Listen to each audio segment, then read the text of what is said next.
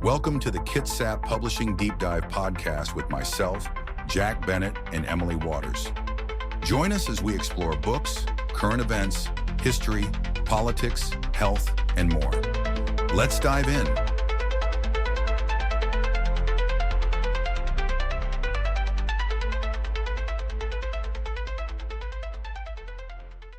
Okay, so you sent us a whole stack on books and publishing.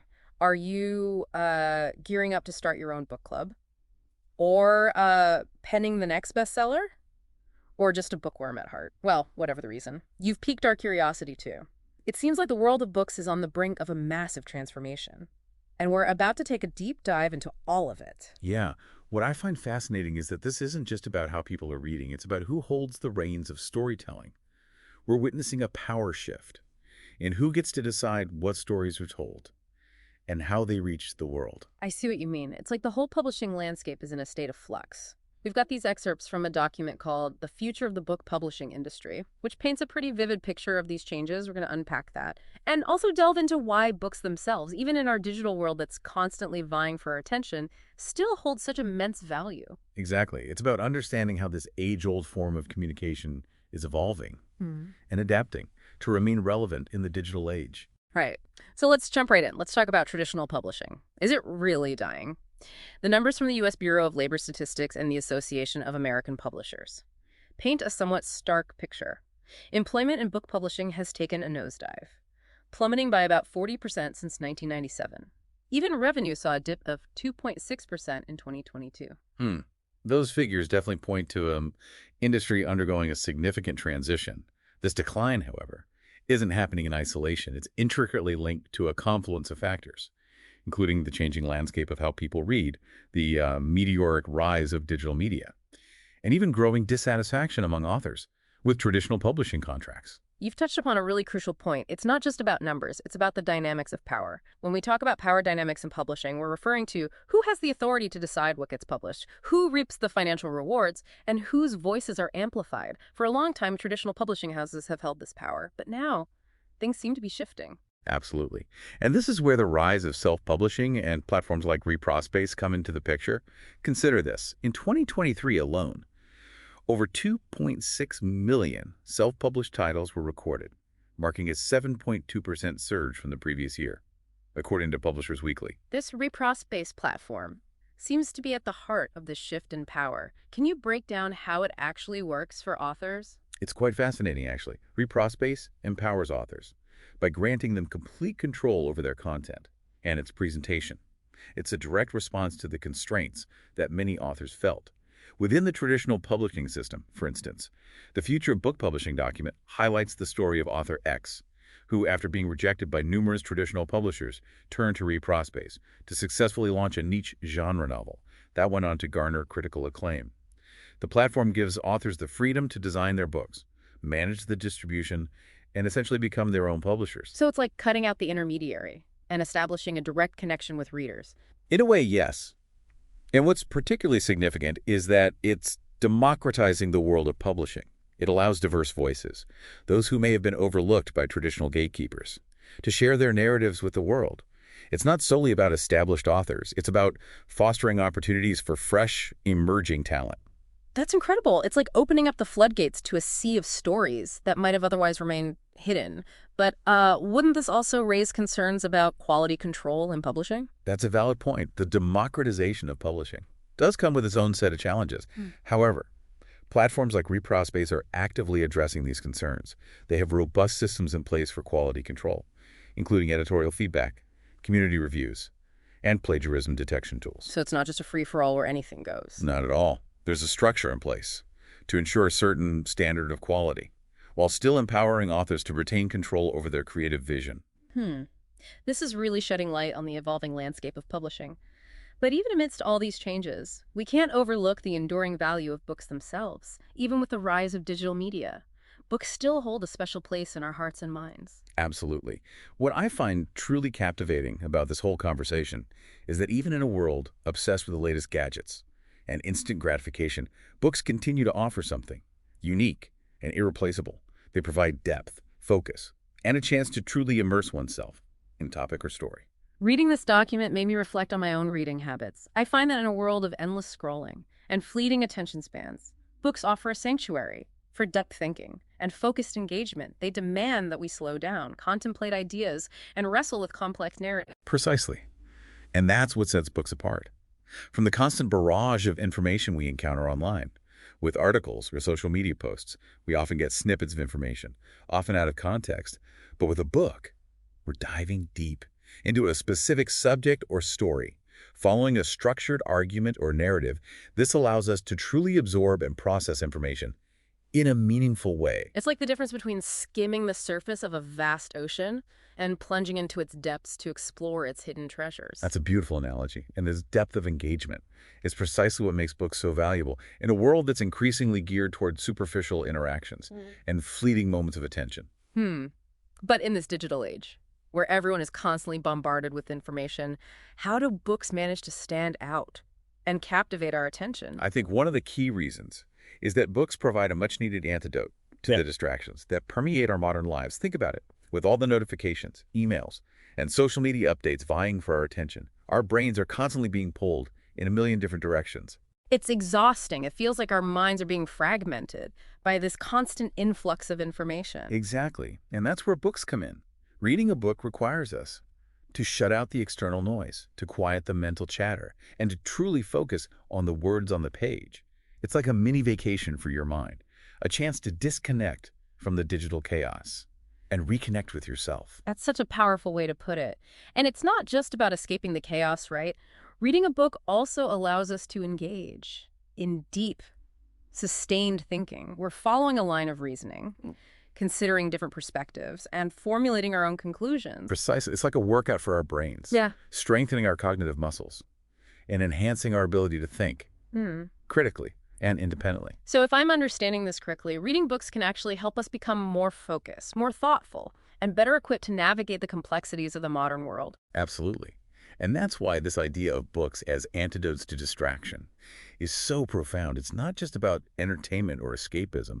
It's about cultivating essential cognitive skills that will benefit us in all aspects of our lives. I'm completely convinced. So to shift gears a bit, the Future of Book Publishing document emphasizes that books are not dying, but evolving. It mentions digital technologies expanding the reach of books, offering new ways to access and experience them. What are your thoughts on that? Well, it's undeniable that digital technologies have had a significant impact on the way you consume books. Ebooks, for instance, have made books more portable and accessible, allowing us to carry entire libraries in our pockets. Audiobooks, on the other hand, have opened up a whole new world of possibilities, enabling us to read while commuting, exercising, or doing other activities. So it's really about expanding our options, giving us more flexibility in how we choose to engage with books. It's not about replacing one form with another, but about embracing the diversity of formats available to us. Precisely. And the beauty of it is that the format itself doesn't diminish the inherent value of the content. Books, regardless of their physical or digital form, remain timeless because they grapple with universal themes and questions that resonate across generations. I see what you mean. Whether we're reading about love, loss, ambition, the search for meaning, or any of the myriad human experiences that literature explores, these are timeless themes that continue to captivate and challenge us. Exactly, and it's this enduring relevance that ensures the continued power and significance of books in our lives. But beyond the content itself, there's still something undeniably special about holding a physical book in your hands, isn't there? The feel of the paper, the weight of the book, the turning of the pages, it all adds to the sensory experience of reading. Absolutely. Print books aren't going anywhere anytime soon. For many people, the tactile experience, the smell of the pages, the act of physically turning them, it all contributes to the pleasure and immersion of reading. It's like a ritual, a way to slow down, disconnect from the relentless digital world, and reconnect with the simple act of reading. Yes, and I think that ritualistic aspect of reading is part of what makes it so appealing in a world that's increasingly fast-paced and digitally driven. It's a way to ground ourselves, to create a space for quiet contemplation and deep engagement with ideas. Precisely. And that's why I remain optimistic about the future of books. I believe they will continue to be a vital source of knowledge, inspiration, and escape for generations to come. Couldn't agree more. The Future of Book Publishing document also highlighted another interesting aspect, the transformative power of reading. It talked about how books can foster imagination, evoke powerful emotions, and even inspire life-altering changes. That's right. And it all boils down to the incredibly personal and intimate relationship we forge with books. It's just you and the words on the page, or in your ear if you're listening to an audiobook. There are no flashy visuals. Yeah.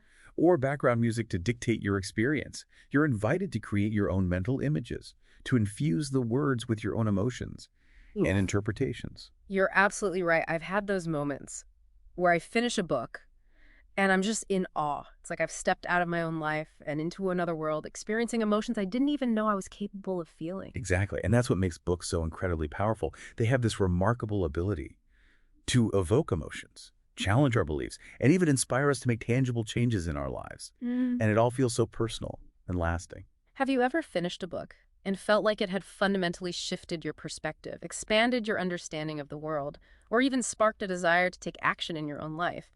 That's the transformative power of a truly immersive reading experience. I completely agree. And a significant part of that immersive experience stems from the imaginative freedom that books offer, unlike movies or TV shows, which present us with a predetermined visual interpretation. Books allow us to construct our own mental images of the characters, the settings, the entire world that the author is crafting. It's like we become co-creators of the story, bringing our own unique perspectives and experiences to the reading process. Exactly. And this level of active engagement is what distinguishes reading from the passive consumption of other forms of media. It's fascinating to consider how this ability to personalize the reading experience contributes to the transformative power of books. It's truly remarkable, and I think it's one of the reasons why books continue to hold such a profound influence on our lives, even in a world saturated with digital distractions. This has been such an insightful exploration of the evolving world of books and publishing. It's clear that despite the challenges and transformations facing the industry, books themselves remain as relevant and vital as ever. I completely agree. Books continue to offer us a wealth of knowledge, a source of inspiration, a refuge from the digital deluge, and a pathway to personal transformation. And as we've discussed, they're adapting and evolving to meet the needs of modern readers, embracing new technologies and formats, while still retaining their core essence. Exactly. Books are not static entities. They're living, breathing entities that continue to evolve alongside us. It's amazing to think about how books, despite being this ancient form of communication, have managed to not only survive, but thrive in our modern world.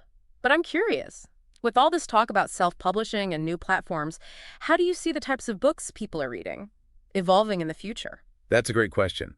I believe we'll continue to see a diversification of voices and perspectives. In the literary landscape, the rise of self-publishing has empowered individuals from all walks of life to share their stories, their experiences, and their unique perspectives with the world. That's a truly exciting prospect. It's like opening up a whole new world of literature, one that's richer and more representative of the diverse tapestry of human experiences. Precisely. And I think we'll also see a greater emphasis on books that grapple with the pressing issues of our time: climate change, social justice, the ethical implications of rapidly advancing technologies. So it's like books will become even more intertwined with our lives, reflecting the challenges and opportunities we face as individuals and as a global society. Absolutely. And I believe this growing relevance is key to the continued success and impact of books.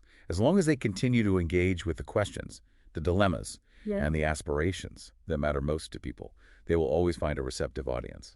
You've hit the nail on the head there. Books are more than just a form of entertainment. They're a powerful tool for understanding ourselves, our world, and our place within the grand scheme of things. Exactly, and that's an incredibly powerful and enduring legacy. So to bring it all together, what would you say is the key takeaway for our listener after this deep dive into the world of books and publishing? I hope they emerge from this deep dive with a renewed sense of excitement and optimism about the future of reading. Yes, the publishing industry is undergoing a period of significant transformation, but books themselves are evolving and adapting to meet the needs and desires of modern readers. And most importantly, as we've discussed, they're not going anywhere anytime soon. They're here to stay. Precisely. Books will continue to be a vital source of knowledge, inspiration, and connection for generations to come. So to wrap things up, Whether you're a lifelong bibliophile or someone who's just beginning to rediscover the joy of reading, I encourage you to embrace the world of books in all its diverse and evolving forms. Yes, explore different genres, discover new authors, and don't be afraid to venture beyond your comfort zone. You might be surprised at the treasures you uncover along the way. And who knows, maybe this deep dive will even spark an idea for your own book someday. That would be wonderful, after all. The world always needs more stories, more perspectives, more voices to enrich the tapestry of human experience. What a fantastic thought to end on. And on that note, we'll wrap up this deep dive into the world of books and publishing. Thanks for joining us on this journey, and happy reading. Thank you for listening to the Kitsap Publishing Deep Dive Podcast. Emily Waters and I will see you in the next episode. Stay tuned.